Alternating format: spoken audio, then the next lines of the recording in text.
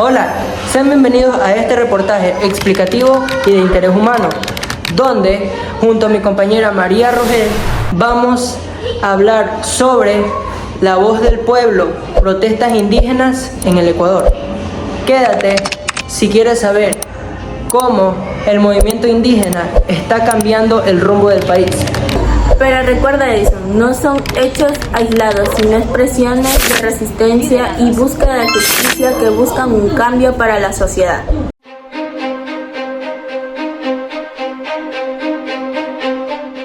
Buenas tardes, hoy hablaremos de un tema que ha marcado la historia reciente de nuestro país, las protestas sociales lideradas por el movimiento indígena. No son hechos aislados, sino expresiones de resistencia y búsqueda de justicia, que en más de una ocasión han cambiado el rumbo de nuestro país.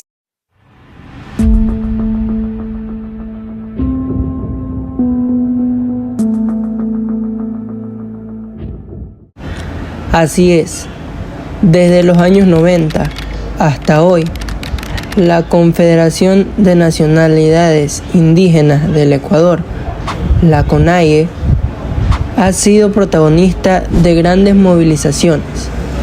Han defendido sus territorios, exigido educación y salud de calidad, y han recordado a los gobiernos que su voz es clave en la política nacional. Un ejemplo claro fue en 2005, cuando las manifestaciones sociales llevaron a la destitución del presidente Lucio Gutiérrez. Lo que inició como un descontento popular terminó mostrando cómo la presión ciudadana puede transformar la política de un país.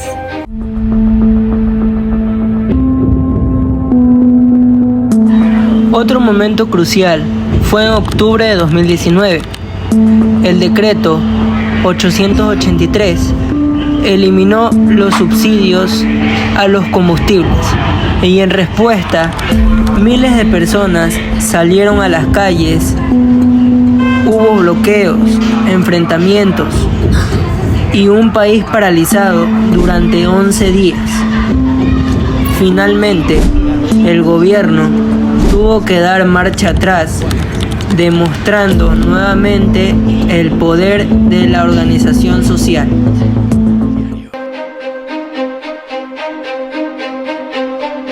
Buen día, hoy vamos a hacerle una entrevista al profesor Carlos Mármol sobre el tema de la democracia y las manifestaciones indígenas que ha tenido el país últimamente. Profe, buen día, ¿cómo estás? Buen día, hija, ¿todo bien? ¿Hasta qué punto se respeta en Ecuador el derecho a la protesta pacífica? Siento que en una gran cantidad. ¿Por qué? Porque si Ecuador fuera un régimen autoritario o un país en el cual no se respete la libertad de expresión, la libertad de crítica, de oposición al gobierno, ya hubieran existido reprimendas y violaciones a los derechos humanos. Entonces yo creo que es un país donde se tiene una alta tolerancia a la crítica y a la oposición. ¿Usted qué cree con lo que está pasando ahora, que el presidente no va a subir el subsidio al 10%? Yo en lo personal entiendo que esta medida pueda afectar a una parte de la población. Sin embargo, al considerar que la mayoría de países en el mundo no subsidian la gasolina, creo que es una medida tomada en función de mejorar la economía del país. Ahora la situación sería que ese dinero no llegue al destino que necesita, ¿no? La salud, la educación, etc. ¿Qué responsabilidades tiene el Estado frente a los reclamos de los ciudadanos? No, el Estado tiene que escuchar, sin duda escuchar y tratar de dar solución a la mayor cantidad de solicitudes y reclamos posibles que se hagan, ¿no? Frente a esto, el Estado, si no escuchara al pueblo, ¿qué pasaría? Que los líderes en este caso, los líderes de la CONAIE, que son de las personas indígenas, que son los que pelean por el pueblo, pero si el pueblo no está unido, ¿qué pasaría? ¿Que el Estado qué hiciera por esto? Bueno, generalmente los estados, sea cual sea presidentes, suelen ceder ante la presión popular. Cuando el pueblo está realmente unido, es suficiente para hacer temblar a cualquier gobierno. Pero sin duda, en las últimas manifestaciones se ha notado que la CONAIE no ha tenido realmente todo el apoyo popular que solían tener en otras ocasiones. Lo que podría decir que, a más de incomodar y generar esta reflexión para los gobernantes, no creo que pase a mayores, más que una revuelta o algún paro o protesta. Una huelga. Sí.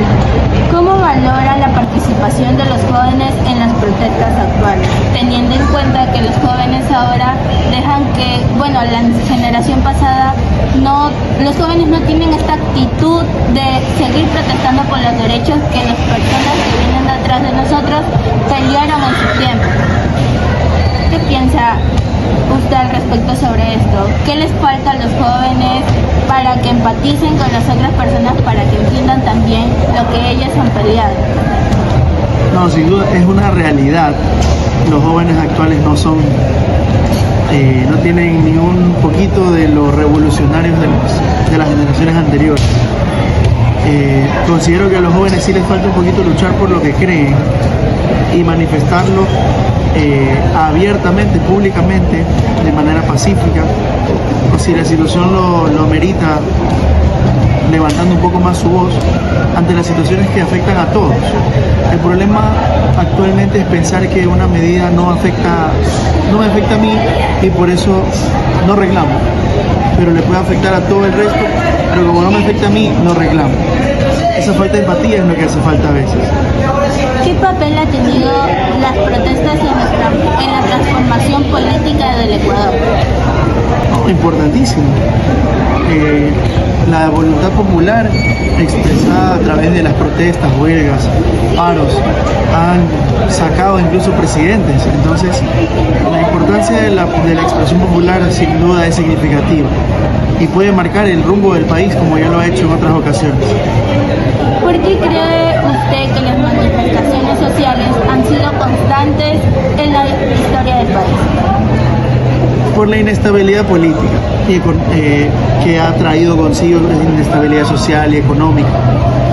El pueblo no se siente representado con los ideales con las acciones de sus gobernantes y eso ha generado más de una revuelta que incluso han terminado en derrocamientos de presidentes, como hemos estudiado en la clase. Sí. Bueno, gracias, profe, por sus preguntas. Muchas gracias. Chao. Gracias. Buenos días, compañeros, mi nombre es Jesús Maldonado y hoy estamos aquí con el profesor de filosofía que le vamos a realizar una pregunta. ¿Cómo entiende usted el papel de la protesta dentro de una democracia? Bueno, primero un saludo cordial a todos los estudiantes. Bueno, creo que la protesta es un derecho, ¿no? La sociedad tiene derecho a la resistencia, sobre todo a protestar por sus derechos. Es un derecho constitucional, es decir, constitutivo del ser humano y de la sociedad, defender sus derechos. ¿De qué manera la protesta puede ser vista como una búsqueda de justicia social? Bueno, si la protesta va dirigida a defender los derechos de la ciudadanía, derecho a la salud, a la educación, al trabajo, está muy bien dirigida, ¿no? Por lo tanto, tiene sentido. Cuando no tiene sentido es cuando se busca no el bien común, sino el interés personal, pero si es visto desde el bien común, la protesta es absolutamente legítima. Finalmente, la última pregunta sería, ¿qué diferencias éticas existen entre una protesta pacífica y una violenta? Bueno, la ética tiene que ver con el comportamiento del ser humano y si bien es cierto, como seres humanos tenemos la posibilidad, por ejemplo, de, en este caso dirigido al tema de la protesta, dentro del tema legítimo, creo que es válido, ¿no? Por lo tanto, las personas tendrían que ponerse de acuerdo, buscar un objetivo claro y de esa manera tratar de luchar por la dignidad del ser humano, porque en el fondo la dignidad del ser humano es la que está en juego, ¿no? Es la dignidad del ser humano la que está en juego. En este caso, en el contexto en el que estamos viviendo, por ejemplo, aquí en el Ecuador, me parece que habría que discutirlo, pensarlo bien, sobre todo pensando en el bien común, ¿no? En el bien de la ciudadanía. Muchas gracias. Encantado. A usted. Y como conclusión final tenemos, las protestas indígenas en Ecuador no solo son manifestaciones de pueblos totalmente marginados, que representan de luchas de pueblos históricamente que fueron desplazados por el gobierno, por ser escuchados y respetados, desde la destitución de Lucio Gutiérrez en el 2005, pasando por las fuertes movilizaciones en el 2019, hasta las protestas actuales frente a la inseguridad, la falta de economía, la salud pública y sobre todo el subsidio. La capacidad de organización social y el recuerdo constante de que juntos como país podemos cambiar el rumbo de la sociedad. En definitiva, las protestas no solo buscan la igualdad y el respeto a las comunidades, sino dejar claro que la justicia, la igualdad y la dignidad son banderas que no pueden ser cambiadas. Esperando que les haya gustado este reportaje sobre el país Y que se hayan informado más sobre lo que está pasando ahora en nuestro país. Gracias, hasta luego. Este Ecuador amazónico, desde siempre y hasta siempre. ¡Viva la patria!